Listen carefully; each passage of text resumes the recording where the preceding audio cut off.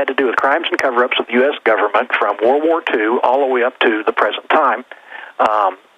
And the Kennedy assassination was the first part of that, and then I got into other cases as well.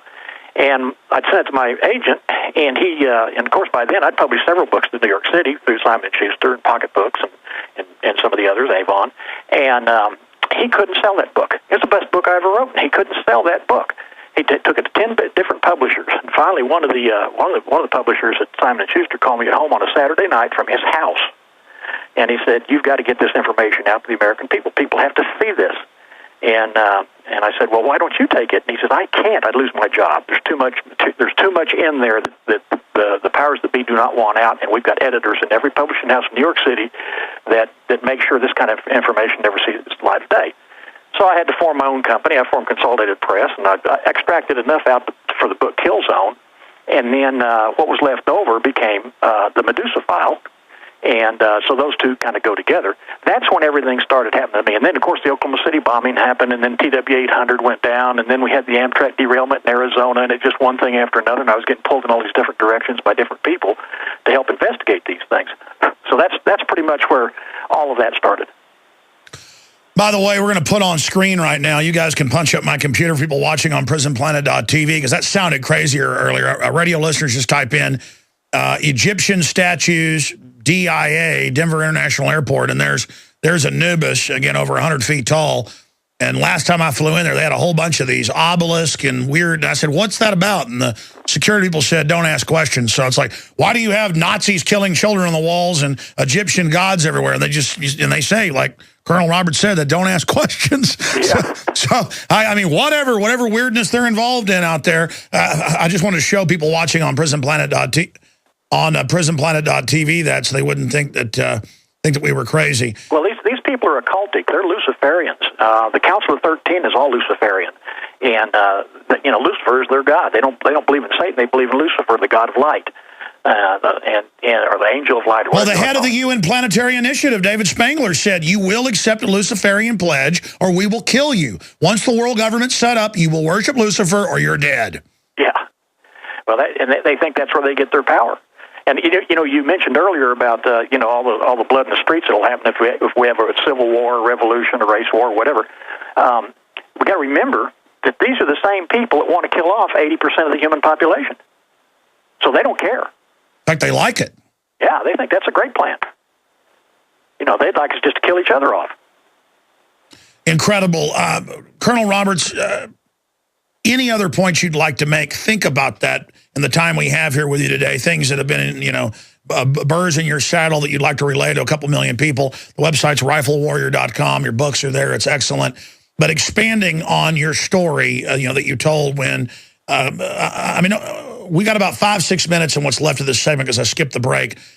Describe to people the experience you had when you died at the hospital, because people from every other culture, even people that aren't Christian, have that same experience. And if that doesn't get people's attention, I don't know what will. For all these people that are selling out to evil because they're these folks that think that you only live once and that there's no life after death, and so what, just have fun, join the dark side, evil's cool. I want to give you the floor here until we go to the break, breaking down what happened to you. And I appreciate you telling the story. I know you're tired of telling it. Well, it was in August of '97, and I had retired from the police department by then, and I ended up with colon cancer, and it metastasized and got pretty bad. They put me on chemotherapy, and the chemotherapy is really, I think, what basically did most of the damage. A few months into that, I hemorrhaged internally and started bleeding out internally, and my stomach hemorrhaged. And the ambulance took me to the hospital, and got to the emergency room, and they put me in a room there, and this one doctor came in that had worked on me before. I knew him, and he said, "Have you got a living will?" And I said, "No, I don't have a living will. I got a regular will." He said, "No, you're going to need a living will." He said, "Because we're probably going to lose you tonight." And he said, I said, "No, you're not going to lose me tonight. I'm going to be fine." By then, my vision was fading. Things were really going south, and they were hooking stuff up to me and putting tubes down my throat. And one thing led to another, and he'd already told my wife that there's no way I was going to make it through the night. And they came in, they started putting that tube down my throat, and the next thing I knew, I flatlined. And immediately, I mean instantaneously, I'm sitting in this nice, cool room.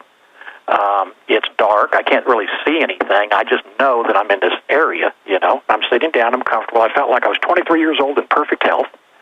I knew my guardian angel was standing right behind me, and he was talking to me. But it was thoughts going into my mind. It was like telepathy. I was getting all this information. I knew I had come through some kind of a portal to my left, and there was one that would open up to my right that I would go through to go to the next stage, whatever that was, and that was evidently where I was going to meet relatives and friends who had gone before me. That was going to be heaven. I also knew that in front of me, like in the floor out there somewhere, a pit would open up. And if a decision was made that that's the direction I was going in, it was absolutely terrifying that was there. That was hell. And I was told of several things, and one of the things was get off of the poison. In other words, stop the chemo and trust in God. God will heal you. And that I had to change a lot of things, that I had to change my diet, I had to change a lot of things I was doing and do things different, and so on and so forth. And then all of it, I did not care about this life at all. It's like leaving the kitchen and going in the living room. You don't care about the kitchen anymore. It meant nothing to me anymore. Time meant nothing to me anymore. And then, all of a sudden, bang, I wake up. I felt like I was gone about 3 full minutes. It was 18 hours later.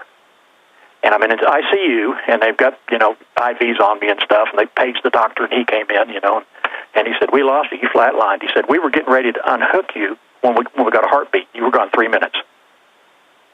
Of course, I wasn't conscious after. And I'm going from memory. You also, from memory, I think it happened a couple times, correct? It was back and forth?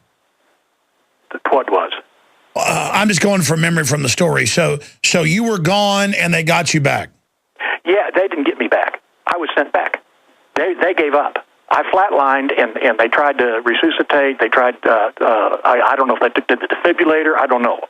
All I know is they were unhooking me and declaring me dead when all of a sudden they got a heartbeat. And that's when I was sent back because my mission here was not finished. The aftermath of this, by the way, is I was sent back to the oncologist to start chemo again, and I walked in, and he said on a Friday, and this is after I went through 30 days of physical therapy and a week and a half in ICU. Finally got home and was able to move again after 30 days of physical therapy, and I got because I couldn't even get off the couch. I was so weak. I was down to 160 pounds, and I went to see the oncologist, and he said, "We'll start you on chemo on Monday. Be here at 9 o'clock." Blah blah. I said, "I'm not going to do it. I'm not taking any more of your poison." And he looked at me, and I swear, Alex, it was like a movie is out of Hollywood. His face got demonic, and he had this horrible, hateful scowl on his face, and he growled, and he said, "If you don't, you'll be dead in 6 months, and no one can stop it." And I just stood up, and I said, I'm gonna be around a long time, Doc. A lot longer than you because you abbreviated it. Tell the part about the data you were given, and the fact that, you could tell decisions were being made and that you were sent back. Yeah, the decisions were being made whether or not to take me on or send me back, and the decision was made to send me back. But I was told that I would meet people that I could talk to and tell them things that it may not mean anything to me, but it would mean something to them, and that also I would be able to tell when things were going to happen before they happened. Just a bad feeling that something was going to happen in a given part of the country, or even on the highway I was driving down. And again, you couldn't see the angel, but you knew the presence was there and that it had been there your whole life. Right. He'd been with me in Vietnam. Everybody has one. Every one of you people out there have a guardian angel, whether you want to believe that or not, and they're there. And you just listen to them, because that's the good side of your conscience talking to you. And you also have a demon that tries to follow you around occasionally, and he's the one that tries to influence you to do the stuff you know you're not supposed to do. God gives us the choice of picking one or the other. He gives us that choice. You can pick anything you want, but later on you're going to answer for it.